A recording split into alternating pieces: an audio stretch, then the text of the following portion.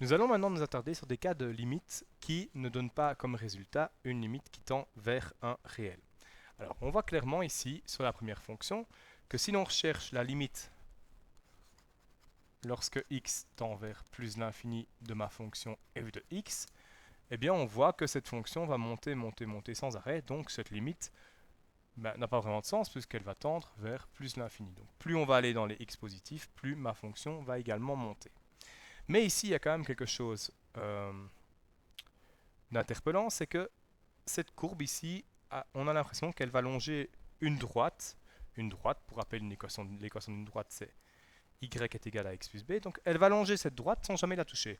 Mais évidemment, plus on va avancer, plus l'écart entre les deux, qui est ici, va se réduire. Et donc, on va rechercher à réduire cet écart de plus en plus.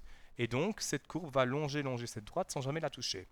Dans ce cas-ci, en fait, cette droite, ce n'est pas une asymptote horizontale, ce n'est pas une asymptote verticale, c'est ce qu'on va appeler une asymptote oblique. Et cette asymptote oblique a pour équation y est égal à ax plus b.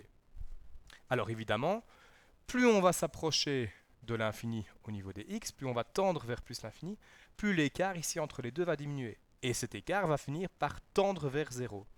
Et donc, comment est-ce qu'on va calculer l'écart? On va faire f de x qui est ici, moins le f de x qui est ici. Donc qui est en fait ax plus b, puisque ma droite, en fait, elle a pour équation y est égal à x plus b.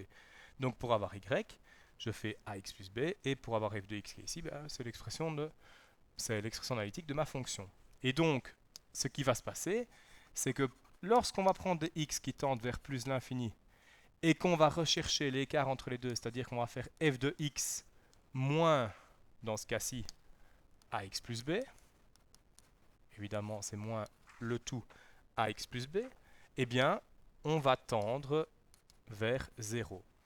Et on va même tendre vers 0 plus, puisqu'on va toujours avoir celle-là moins celle-là, donc on va toujours avoir un tout petit peu plus que 0. On peut faire le même raisonnement ici. Lorsque x va tendre vers plus l'infini, si on fait f de x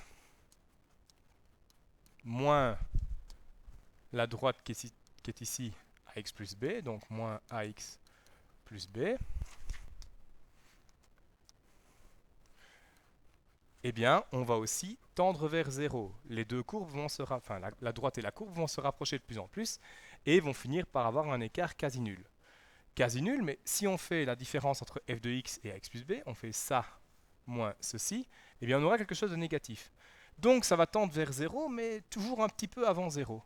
Donc on va tendre vers 0 moins. Deux autres cas maintenant peuvent se présenter. Donc si x tend vers moins l'infini. Si ça tend vers moins l'infini, hop, on voit aussi qu'on se rapproche de plus en plus de l'asymptote oblique qui est ici. Eh bien, on voit qu'il y a toujours une différence entre les deux. Donc si on fait limite lorsque x tend vers moins l'infini de f de x moins ax plus b qui est ici, de nouveau c'est tout le ax plus b, et bien de nouveau cet écart va tendre vers 0. On va se rapprocher de plus en plus, donc l'écart ici entre les deux va être de plus en plus proche de 0. Mais si on fait f de x moins ceci, on aura quelque chose de négatif. Donc on va tendre vers 0 moins, puisqu'on aura un écart qui est de plus en plus proche de 0, mais toujours qui se rapproche de 0, mais par la gauche, donc qui est juste avant 0. Et on peut faire le même raisonnement ici.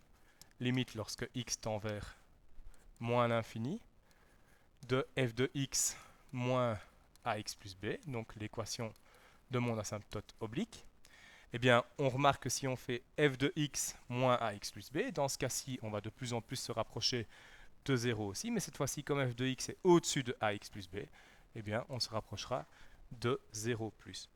Dans tous les cas, on a ce qu'on appelle une asymptote oblique qui a pour équation y est égal à ax plus b, c'est-à-dire l'équation d'une droite.